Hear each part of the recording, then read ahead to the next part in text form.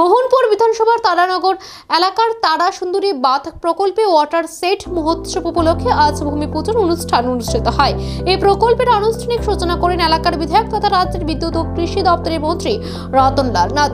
অনুষ্ঠানে উপস্থিত থেকে মন্ত্রী রতনলাল নাথ জল সংরক্ষণ, কৃষি উৎপাদন বৃদ্ধি এবং কৃষকদের জীবনযাত্রার মান উন্নয়নে ওয়াটার সেট প্রকল্পের গুরুত্ব সম্পর্কে বিস্তারিত আলোচনা করেন। তিনি জানান, এই প্রকল্প বাস্তবায়িত হলে এলাকার কৃষি ব্যবস্থায় ইতিবাচক পরিবর্তন আসবে এবং জল সংকট অনেকাংশে কমবে। এই দিনের অনুষ্ঠানে উপস্থিত ছিলেন প্রকল্পের সিইও শরদিন্দু দাস, পৌর পরিষদের চেয়ারম্যান, ভাইস চেয়ারম্যান সহ বিভিন্ন দপ্তরের আধিকারিক ও এলাকার বিশিষ্ট ব্যক্তিরা। এই ওয়াটার সেট প্রকল্পের মাধ্যমে মোহনপুর অঞ্চলে টেকসই কৃষি ও পরিবেশ সংরক্ষণের পথে এক গুরুত্বপূর্ণ পদক্ষেপ গ্রহণ করা হলো বলে মত প্রকাশ করেন উপস্থিত অতিথিরা। পৃথিবীর 3 ভাগ জল, 1 ভাগ স্থল, তাহলে জলের অভাব নেই? কিন্তু না, জলের অভাব রয়েছে। 3 ভাগ জল, 1 ভাগ স্থল, তারপরেও কিন্তু জলের অভাব রয়েছে। দেখবেন,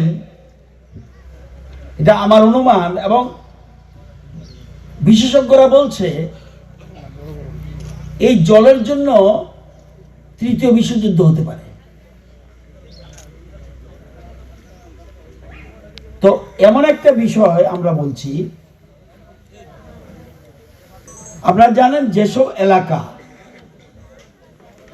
এটা হলো ওয়াটার শেড, লেখা আছে ওয়াটার শেড মহোৎসব।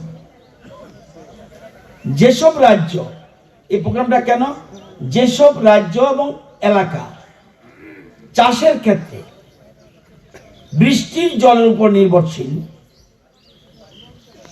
তারা যদি জলকে ধরে না রাখতে পারে তাহলে কৃষিকাজ সম্ভব না।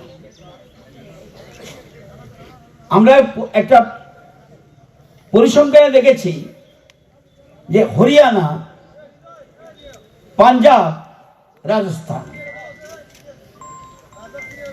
এরা মাটির নিচে যে জল আছে 100% তুলে ফেলে।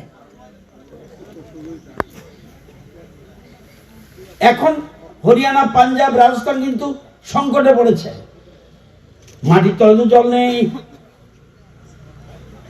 আপনি যে ডিপ টিউবওয়েল করবেন, জল কোথায়? মাটির নিচে জল নেই। তারা প্রতি বছর 100% জল উঠে ফেলে। কারা? হরিয়ানা।